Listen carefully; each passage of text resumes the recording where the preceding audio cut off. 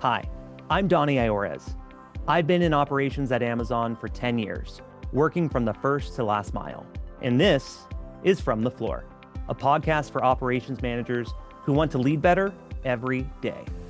If you're looking for practical insights and tips you can actually use from people you can trust, then you found the right place. Safe and efficient operations rely on predictability. At Amazon, we rely on a team of weather experts to help us navigate those challenging situations. This week, you'll hear from Director of Operations Sonia Page and Amazon's Chief Meteorologist Josh Kassman about how Amazon responds to rain, snow, sleet, floods, and more. Let's jump in. Welcome to From the Floor, and you'll notice today that we have two very special guests joining us. Josh Kassman, Chief Meteorologist, Sonia Page, Director of Operations. Welcome to the show. We are just so excited to have both of you here as we talk about the weather. Welcome. Thank you so much, Donnie. Thank you so much. I appreciate the introduction. As you said, yes, Sonia Page, Regional Director of Operation. Right now I'm leading in the Southeast, and I've been with Amazon for about 8.5 years. First mile experience as well as last mile experience. And again, I'm excited to be here today, Donnie. Thank you. Thanks, Donnie. Appreciate being here. I've been at Amazon about a little bit over 2 years here. I came from the National Weather Service before this. I've really enjoyed my time at Amazon, getting to work with people like Sonia on talking weather and how to prepare and get through some of these weather challenges that we face every day here at Amazon. I'm really excited for today's episode.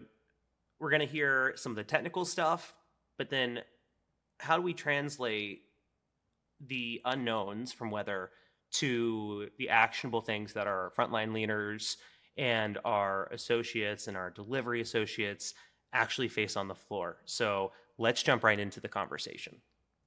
What's the purpose of having a meteorology team at Amazon? Well, Donnie, it's really all about safety. That's really what the name of the game is.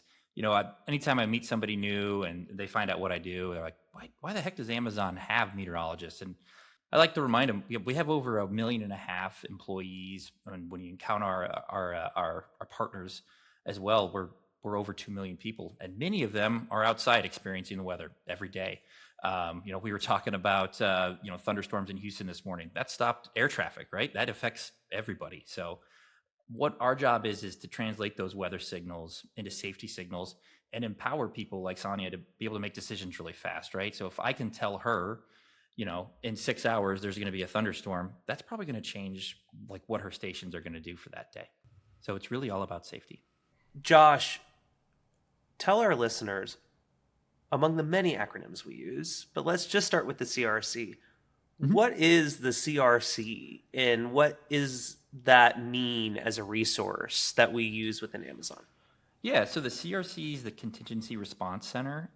They are a last mile communications division. So they're communicating with our associates that are at last mile delivery stations, and then with our partners on the road. So that's what the CRC does and who they are.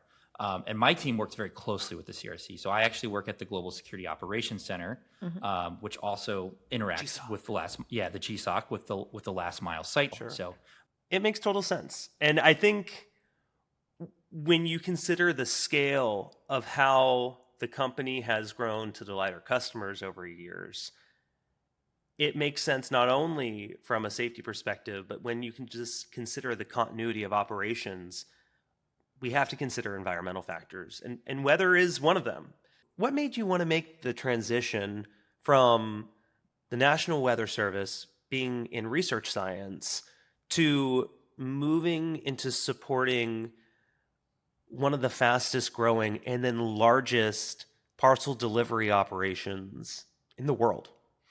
Yeah, so it was a couple of things. Number one, my wife worked for Amazon, and she talked just glowingly about how awesome of a company it was to work for. So that was pretty good. But then for me personally, getting to do something that I love, which was interacting with weather, forecasting weather, researching weather, communicating weather on a global scale was something that was there's very, very few jobs in the world where you'd get to do that. And this was one of them. So to me, that was very, very enticing. And then also being able to have direct impact. I loved my job at the Weather Service. I loved being able to make the impact I did there. But, at times you never knew if the information you were being provided was acted upon. And it was kind of hard to quantify what kind of impact you were really making. Here at Amazon, it's amazing. I can give leaders like Sonia direct advice, and I can see the outcomes of that. And I can see where, hey, we had 0 safety incidents from this major winter storm, or, hey, guess what? We closed, all of our routes were closed. We had no issues on the road during this hurricane. Like, to me, that's really, really special as well, to be able to have a more direct impact on people's safety. I think that's another amazing thing about this job and this role at Amazon. Well, we're really happy you made that transition. And so I can just say how much I appreciate having a resource like in Amazon, not having to go external, but like within the company, to be able to help highlight this as a business leader so that I'm not making these decisions in a silo. And Sonia, was that different from your previous experience than when you came into Amazon and realized, whoa, we have resources like this? We have not just a chief meteorologist, we have a meteorology team. Day and night difference. It's a day and night difference. And I don't make a decision, one, without consulting the CRC, Josh's team. Josh gives me the recipe to make the final decision. And I don't make a decision without PXT alignment. I do not make a decision without WHS alignment. I do not make a decision without my nodal partners alignment. I do not make a decision without legal. And I also have internal and external comm in those Slack rooms as well. So it takes a village. Yes, it takes a village. And then and the internal, external comms are the individuals that help us get the communication quickly to our associate group. So decisions are not made in a silo. I love that. And I think that is just excellent leadership. And that's how we make the right decisions at scale for our associates, for our customers, even when they're difficult decisions, especially when they're difficult decisions. Amazon leaders, here's a reminder. Career choice, it's not just for your team. It's available to many L4 Plus Amazonians too. Whether you're interested in technical certifications, healthcare, robotics, or other growing fields, Amazon can invest in your development. Visit A to Z to learn more.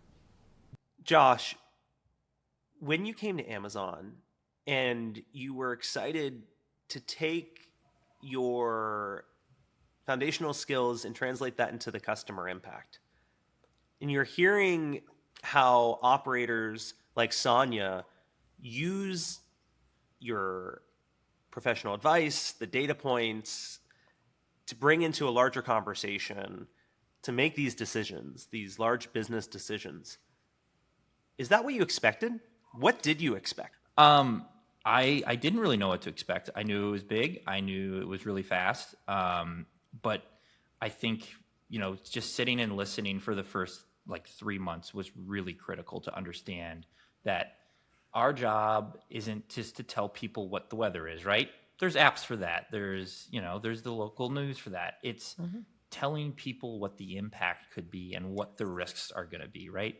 And I think sometimes our voice is, as I've learned, is not so much the, hey, get ready for this. It's, hey, the news or social media or, some source is saying there's going to be an apocalyptic winter storm. And sometimes our job is to de-escalate. I think we had that a couple of times this winter in the Northeast where your team did a great job this year with that. Oh, thank you. Yeah. I mean, 7 days before an event got here, they were calling for 45 inches in New York City. And it's like, no. Let's not action that. Let's wait till we have actionable intelligence and then make a decision. So sometimes our job is that. And then, for me, one of my passion points is communicating the actual safety and what to do. And, just remember that we need to remind people what the difference between a watch and a warning is, in a tornado, for example. that I had to spin myself down a little bit and remember, like, it's really about communicating those basic things. Let's get that right first, the most critical, actionable things. Like, we know, like, we had some examples where some sites were, inappropriately sheltering for 3 hours during a tornado watch, right? That's not the right action, but there needed to be some education, because that's a confusing term. If you move down here from Canada where you never have tornadoes, and all of a sudden you're in a tornado watch, that's scary. As an operator, it's something totally different. And so part of my job too isn't to just say, hey, there's a tornado watch, you need to know what to do with it. It's, hey, this is a tornado watch. This is what you do in a tornado watch. And the scary one, what we need to action, is the tornado warning. Yeah. So it's making sure that the right information is given to the right people in the right manner. I love this. And Sonia, I'm really interested to hear your perspective too, because the signaling that we give operators, customers, humans is so important. How do you provide that clarity to your team, Sonia?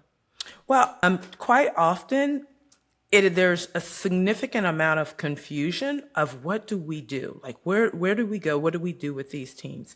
And I'll tell you again, this goes back to my partnership with Josh, my partnership with the CRC, and actually managing through those. Very specific. This is a warning. Here's what we're outlined, the SOP that outlines for us to do for a warning. We don't do anything different. And it removes the guesswork, and it creates consistency. The managers are leading the associates the same way, whether it's in the Southeast, whether it's in Houston, whether it's in California, they have the same protocols. And so associates that may be transferring from one line of business in a state to another line of business in a new state, they understand, they already know, and it's the same protocol. So protocols are using safe protocols. There's consistency with those. It keeps our associates safe as well as our management team. Standard work. It goes back to standard work. And also, it's not standard if we can change it. Yeah. Well, I mean, standard work has a way to be changed and to be improved on, but Yes. it has a process, right? There's a process for it. Absolutely. And Josh, I'm guessing the way that we change update standards here, like, what's that in terms of speed compared to what it was like at your previous employer? Lightning. It's incredible. That's one of the other things I love about Amazon is you're empowered, go fast. If we have to pull back and make an adjustment, we can, and we will. Let's just use data to drive that decision. Let's just go back to signals. So you and your team, Josh, you're looking at a lot. You're looking at different reports from different agencies. You're looking at radar. You're looking at different models. And so how do you take this complexity and the unknown and provide the clearest guidance possible to Sonia, who's in a senior leadership position?